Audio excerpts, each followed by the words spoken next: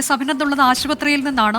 അഭിനന്ദ്, എന്താണിപ്പോൾ നടപടിക്രമങ്ങൾ പൂർത്തിയാക്കേണ്ടതുണ്ട്, അതിനുശേഷം മൃതദേഹം വിട്ടു നൽകുക എന്നുള്ളതായിരിക്കുമല്ലോ. ഗുരുതര പരുക്കേറ്റിട്ടുണ്ട്. നേരത്തെ തന്നെ മാതാവ് നമ്മളോട് സംസാരിക്കുമ്പോൾ ബ്രെയിനിന് സാരമായ പരുക്ക് സംഭവിച്ചിട്ടുണ്ട്, ആന്തരിക അവയവങ്ങളൊക്കെ പ്രവർത്തനം നിലയ്ക്കുന്ന അവസ്ഥയിലേക്ക് എത്തുന്നു എന്നൊക്കെ 2-3 ദിവസം മുൻപ് തന്നെ നമ്മളോട് പറഞ്ഞതാണ്. അപ്പോൾ ഡോക്ടേഴ്സ് നൽകുന്ന വിവരങ്ങൾ എന്തൊക്കെയാണ്? ഇനി അടുത്ത നടപടിക്രമങ്ങൾ എന്തൊക്കെ?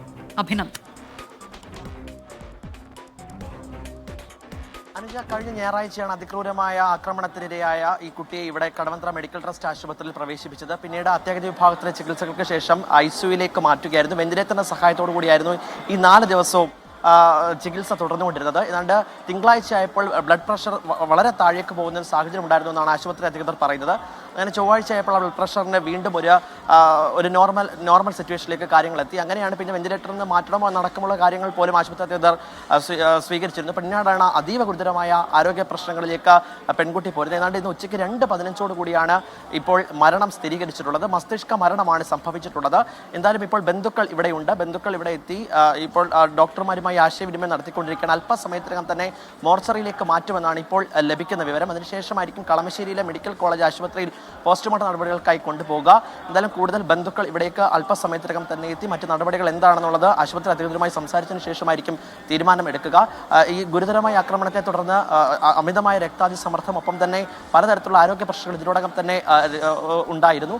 അതിനെ തുടർന്നാണ് ഇന്നലെ മസ്തിഷ്ക മരണം പൂർണ്ണമായി സംഭവിക്കുന്ന സാഹചര്യത്തിലേക്ക് എത്തിയത്. ഇന്നും ഏതാണ്ട് 1 മണി വരെ വെന്റിലേറ്ററിൽ തുടരുകയാണ്. പിന്നീടാണ് കൂടുതൽ ഉന്നതരായ ഡോക്ടർമാർ ഇവിടെ എത്തി മരണം സ്ഥിരീകരിക്കുന്ന ഒരു സാഹചര്യമുണ്ട്. അത് 2:15 കൂടിയാണ് പെൺകുട്ടിയുടെ മരണത്തിലേക്ക് കാര്യങ്ങൾ എത്തിയത്. അതിക്രൂരമായ മർദ്ദനത്തിനാണ് ഇരയായത് എന്ന് നേരത്തെയും നമ്മളോട് ഈ കുട്ടിയുടെ മാതാവടക്കം ഈ സംഭവത്തിന് പിന്നാലെ മാധ്യമങ്ങളോട് പ്രതികരിച്ചിരുന്നു. ഒരു തരത്തിലുള്ള ആശാവഹമായ പുരോഗതി ചികിത്സയുടെ ഭാഗമായി ഉണ്ടാകില്ല എന്ന് ഡോക്ടർമാർ തന്നെ വ്യക്തമാക്കിയത്. അതാണ്. അതുകൊണ്ട് ഒരു തരത്തിലുള്ള പ്രതീക്ഷയും ഇല്ല എന്ന് അമ്മ തന്നെ പറഞ്ഞിരുന്നു. അതിന് പിന്നാലെയാണ് ഇപ്പോൾ മരണം സ്ഥിരീകരിക്കുന്ന ഒരു സാഹചര്യത്തിലേക്ക് എത്തിയത്.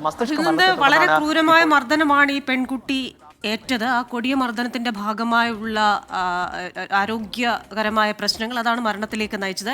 ഇനിയിപ്പോൾ ഇൻക്വസ്റ്റും പോസ്റ്റ്മോർട്ടവും ഒക്കെ നടത്തേണ്ടതായിട്ടുണ്ട്. ഇത്തരത്തിലുള്ളൊരു കേസ് ആയതുകൊണ്ട് തന്നെ ഈ പോസ്റ്റ്മോർട്ടത്തിന് പ്രത്യേക എന്തെങ്കിലും നടപടിക്രമങ്ങൾ ഉണ്ടാവുമോ? ക്രിസ്റ്റിന് അതുമായി ബന്ധപ്പെട്ടുള്ള വ്യക്തത ഇനി ചോറ്റാനിക്കര പോലീസാണ് ആദ്യം വിവരം അറിഞ്ഞതിനെ തുടർന്ന് കടവന്ത്ര മെഡിക്കൽ ട്രസ്റ്റ് ആശുപത്രിയിൽ കുട്ടിയുടെ അമ്മയും ഒപ്പം തന്നെ അടുത്ത ബന്ധുക്കളൊക്കെ ആളുകളുമായിട്ട് ഇവിടെ എത്തിച്ചത്. പിന്നെ പോക്സോ അതിജീവിതയാണ്. അതുമായി ബന്ധപ്പെട്ട കൃത്യമായൊരു നടപടികൾ ഇനി പോലീസിന് ഭാഗത്ത് ഉണ്ടാവേണ്ടതുണ്ട്. പോലീസ് എത്തി ഇൻക്വസ്റ്റ് നടപടി അടക്കം പൂർത്തീകരിച്ച് പോസ്റ്റ്മോർട്ടം നടപടികൾക്കായി കളമശ്ശേരി മെഡിക്കൽ കോളേജ് ആശുപത്രിയിലേക്ക് കൊണ്ടുപോകുമെന്നാണ് അറിയിക്കുന്നത്. പക്ഷേ ബന്ധുക്കളും ആശുപത്രി അധികൃതരും പോലീസും തമ്മിലുള്ള ആശയവിനിമയത്തിന് ശേഷമായിരിക്കും അതിനകത്തൊരു അന്തിമ തീരുമാനം ഉണ്ടാകുക. കളമശ്ശേരി മെഡിക്കൽ കോളേജ് ആശുപത്രിയിലായിരിക്കും പോസ്റ്റ്മോർട്ടം നടപടികൾ ആരംഭിക്കുക. അല്പസമയത്തിനകം തന്നെ മോർച്ചറിയിലേക്ക് മൃതദേഹം മാറ്റുമെന്നാണ് ആശുപത്രി അധികൃതർ. 2.5 മണിക്കൂറിനുള്ളിൽ തന്നെ ഈ കടവന്ത്ര മെഡിക്കൽ ട്രസ്റ്റ് ആശുപത്രിയിലെ മോർച്ചറിയിലേക്ക് കുട്ടിയുടെ മൃതദേഹം മാറ്റും. അതിനുശേഷമായിരിക്കും പിന്നീട് തീരുമാനത്തിലേക്ക് അടക്കം പോലീസ് എത്തി ഇൻക്വസ്റ്റ് നടപടികൾ അടക്കം പൂർത്തീകരിച്ച് പിന്നീട് പോസ്റ്റ്മോർട്ടം നടപടികൾക്കായി കളമശ്ശേരി മെഡിക്കൽ കോളേജ് ആശുപത്രിയിൽ എത്തിച്ച് മറ്റു നടപടികളിലേക്ക് പോലീസ് കടക്കുക. എന്തായാലും അതിക്രൂരമായ പീഡനത്തിനിരയായ പെൺകുട്ടി ഇപ്പോൾ വിട പറഞ്ഞിരിക്കുകയാണ്. 2:15 കൂടി അത് ഡോക്ടർമാർ സ്ഥിരീകരിക്കുകയും ചെയ്തിട്ടുണ്ട്. ക്രിസ്റ്റീന, ശരി, സങ്കട വാർത്തയാണ് ഈ മണിക്കൂറിൽ നമ്മെ തേടിയെത്തുന്നത്. ചോറ്റാനിക്കരയിൽ അതിക്രൂര പീഡനത്തിനിരയായ പെൺകുട്ടി മരണമടഞ്ഞു. വിഷ്ണു സുരേഷ് ഒരിക്കൽ കൂടി ചേരുന്നുണ്ട്. വിഷ്ണു, ഞാൻ ചോദിച്ചത് ഇയാൾക്കെതിരെ മറ്റ് വകുപ്പുകൾ മുൻപ് ചുമത്തിയിരുന്നു. ഇപ്പോൾ ഈ പെൺകുട്ടി മരിച്ച സാഹചര്യത്തിൽ കൊലക്കുറ്റം കൂടി ചുമത്തുന്നുണ്ടെന്ന് അറിയാൻ സാധിക്കുന്നു. എന്താണ് ഇത് സംബന്ധിച്ചുള്ള മറ്റു വിവരങ്ങൾ? പ്രവിത, നിലവിൽ വീട്ടിൽ അതിക്രമിച്ചു കയറൽ, കൊലപാതക ശ്രമം, റേപ്പ്, ഈ 3 വകുപ്പുകളാണ് ചുമത്തിയിട്ടുള്ളത്. ഇപ്പോൾ കൊലപാതകം ഈ മരണം സംഭവിച്ച പശ്ചാത്തലത്തിൽ കൊലപാതക വകുപ്പ് കൂടി ചേർക്കും. അത് മനഃപൂർവ്വമല്ലാത്ത നരഹത്യയാണോ അല്ലെങ്കിൽ അത്തരം വകുപ്പുകളാണോ എന്നുള്ളതിൽ ഒരാശയക്കുഴപ്പമുണ്ട്. കാരണം ഈ മരണത്തിന് കാരണമായത് ഈ പെൺകുട്ടി ആത്മഹത്യക്ക് ശ്രമിച്ചത് തന്നെയാണ്. ഇയാളുടെ മർദ്ദനമല്ല എന്ന് പോലീസ് പറയുന്നുണ്ട്. പക്ഷേ അതിലേക്ക് ഈ ആത്മഹത്യയിലേക്ക് നയിച്ചത് ഇയാളുടെ മർദ്ദനമാണ്. അപ്പോൾ മനഃപൂർവ്വമല്ലാത്ത നരഹത്യ ആയിരിക്കാം ഒരുപക്ഷെ ചുമത്താനുള്ള സാധ്യതയുള്ളത്. അത് BNS പ്രകാരമാണ്. BNS പ്രകാരം അത് ആ ശിക്ഷ ഒക്കെ വലിയ രീതിയിൽ വർദ്ധിച്ചിട്ടുണ്ട്. അപ്പോൾ ആ വകുപ്പാണോ ചുമത്തുന്നത് എന്നതിലൊരു വ്യക്തത ഇനി വരേണ്ടിയിരിക്കുന്നു. പോലീസാണ് അക്കാര്യത്തിൽ വ്യക്തത വരുത്തേണ്ടത്. നിലവിൽ 3 വകുപ്പുകൾ ചുമത്തിയിട്ടുണ്ട്. ഒപ്പം ഒരു വകുപ്പ് കൂടി ചുമത്താനുള്ളത് ഈ മെഡിക്കൽ എയ്ഡ് നൽകിയില്ല എന്നുള്ളതാണ്. 15 മണിക്കൂർ ആ പെൺകുട്ടി ആ വീട്ടിൽ ഒരു വെള്ളം പോലും കുടിക്കാൻ പറ്റാതെ ആ വീട്ടിൽ കിടക്കുന്ന സാഹചര്യമുണ്ടായി. മെഡിക്കൽ അസിസ്റ്റൻസ് നൽകാൻ അനൂപ് തയ്യാറായില്ല. അനൂപ് ഇക്കാര്യം മറ്റാരോട് പറഞ്ഞില്ല. അനൂപ് ഈ പെൺകുട്ടി മരിച്ചു എന്ന് പറഞ്ഞ് അവിടെ നിന്ന് ഉപേക്ഷിച്ച് പോവുകയായിരുന്നു. അങ്ങനെയായിരുന്നു. അതുകൊണ്ട് ആ വകുപ്പ് കൂടി അനൂപിനെതിരെ ചുമത്തും എന്നാണ് നമുക്ക് ലഭിക്കുന്ന വിവരം. കോടതിയിൽ ഇതുമായി ബന്ധപ്പെട്ടുള്ള റിപ്പോർട്ട് ഉടൻ സമർപ്പിക്കും. ഇയാളുടെ കസ്റ്റഡി ഉടൻ ഉണ്ടാകും. കസ്റ്റഡി അപേക്ഷ അടുത്ത ദിവസം സമർപ്പിച്ചു 3 ദിവസമെങ്കിലും കസ്റ്റഡിയിൽ വാങ്ങി ചോദ്യം ചെയ്യും. അതിൽ പ്രധാനമായും ഉദ്ദേശിക്കുന്നത് ഈ പണം തട്ടാൻ ഏതെങ്കിലും തരത്തിൽ ഇയാൾ ലക്ഷ്യം വെച്ചിരുന്നോ, അതല്ല എങ്കിൽ കൂടുതൽ ഈ ലഹരി ഇടപാടുകൾ ഒരു വ്യക്തതയ്ക്ക് വേണ്ടി മാത്രം ചോദിക്കുകയാണ്. ഈ പെൺകുട്ടിയുടെ ബ്രെയിൻ ഇഞ്ചുറിയാണ് മരണത്തിലേക്ക് നയിച്ചതെന്നാണ് കരുതുന്നത്. ഇനിയിപ്പോൾ ഡോക്ടേഴ്സാണ് ഇക്കാര്യത്തിൽ വിശദമായ വിവരങ്ങൾ നൽകേണ്ടത്. അപ്പോൾ അങ്ങനെയെങ്കിൽ മനഃപൂർവ്വമല്ലാത്ത നരഹത്യയ്ക്കുള്ള കുറ്റം മാത്രമാകുമോ ചുമത്തുക?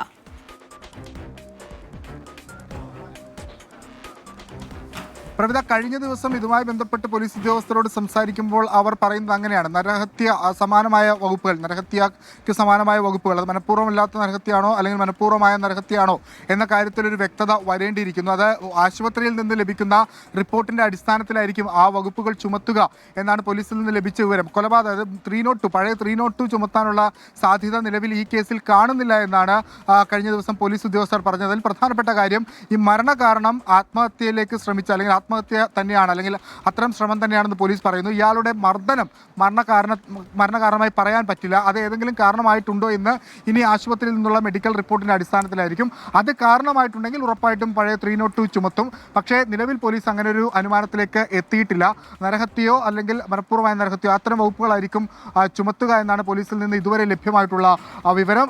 വീട്ടിൽ അതിക്രമിച്ചു കയറിയതിനും അതോടൊപ്പം തന്നെ സ്ത്രീത്വത്തെ അപമാനിച്ചതിനും അടക്കമുള്ള വകുപ്പുകൾ ഇതിനോടകം ചുമത്തിയിട്ടുണ്ട്. ബലാത്സംഗം അടക്കമുള്ള വകുപ്പുകൾ ചുമത്തിയിട്ടുണ്ട്. പക്ഷേ റേപ്പ് അവിടെ നടന്നിട്ടില്ല എന്നും പോലീസ് പറയുന്നുണ്ട്. പക്ഷേ ഈ പെൺകുട്ടിയെ ആക്രമിക്കാനുള്ള ശ്രമം നടന്നൊരു പശ്ചാത്തലത്തിലാണ് അമ്മയുടെ മൊഴിയുടെ അടിസ്ഥാനത്തിൽ റേപ്പ് കൂടി ചുമത്തിയത്. ഇയാളെ പരമാവധി തെളിവുകൾ സമാഹരിച്ച് ഇയാളെ പൂട്ടാൻ തന്നെയാണ് അന്വേഷണ സംഘത്തിന്റെ തീരുമാനം. ഈ തെളിവെടുപ്പിലടക്കം അത്തരം വിവരങ്ങൾ പോലീസിന് ലഭിച്ചിട്ടുണ്ട്. ഇയാളുടെ മുടിയുടെ ഭാഗം അതോടൊപ്പം തന്നെ നഖത്തിന്റെ ഭാഗമൊക്കെ അവിടെ നിന്ന് കിട്ടിയിട്ടുണ്ട്.